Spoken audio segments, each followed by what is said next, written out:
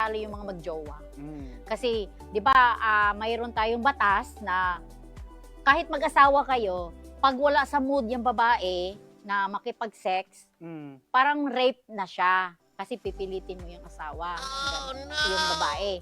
So, yeah, rape na yon. Kaya ako, don't worry. Kasi ako hindi mo ako kailangan pilitin. Walang kaso. Walang kaso, oo.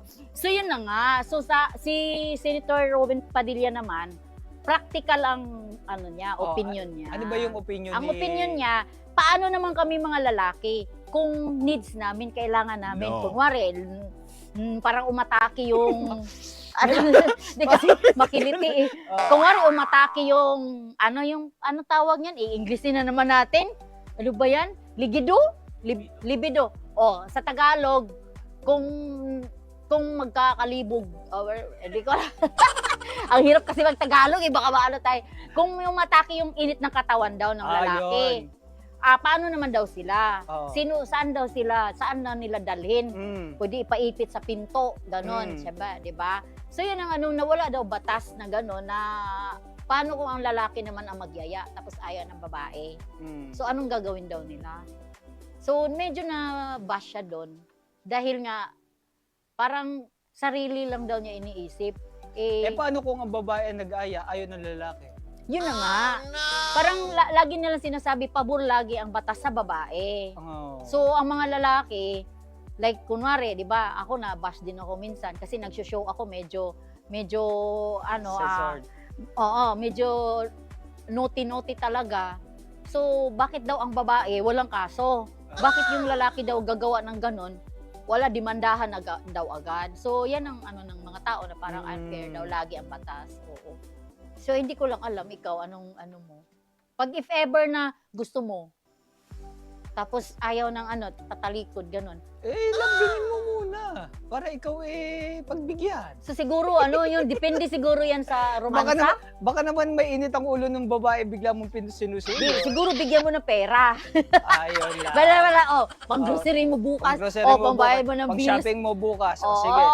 Okay na? Oo, baka sige na. Tara. Okay. Baka naman pag-uwi, puro problema na nga. Tapos gusto pang ganunin ni husband. Siyempre, mainit na nga ulo, 'di ba? Tapos ganun pa ang gusto. Basta nasa mood lang. Wala namang problema doon. Siguro i-timing 'yun, no? Timing lang. Nasa mood. Yung hilutin mo muna, hindi. Ganun, hindi yung bibiglain mo. Pagbukas sa pagpinto. Pagbukas sa pinto. Nakahubad na si Senator. Halika na! Ayan. Ayan, sa mga...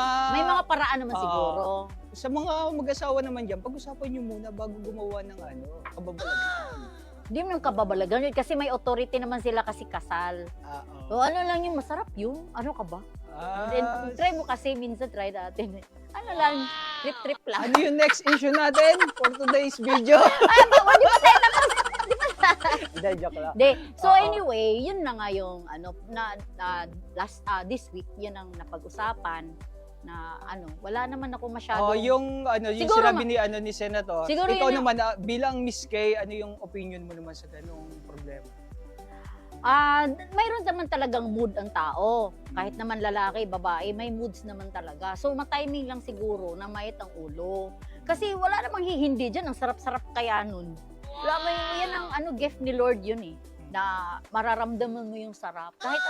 Kahit ano pang nilalang dito sa mundo, wala namang katumbas yun sa sarap na yun.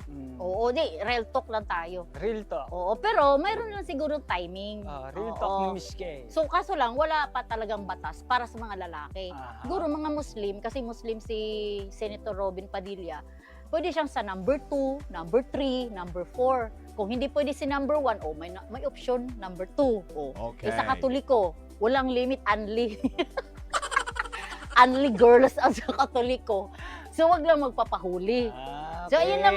Yun siguro ibig sabihin ng na kaya nangangabit yung iba. Dahil nga si Mrs. wala nang gana. So, anyway, kanya-kanya tayong opinion. Tinahak na buhay. Mundo, So, wala pala talagang batas para dyan. Aha. Pag maging senador ako naggagawa niyan. So, yun lang naman. For now, antabayanan nyo na muna mga boys ha, kasi gagawa pa ako ng batas dyan. Pero hindi naman siya reason na para mangabit ka na. Dahil si Mrs. is hindi ayaw.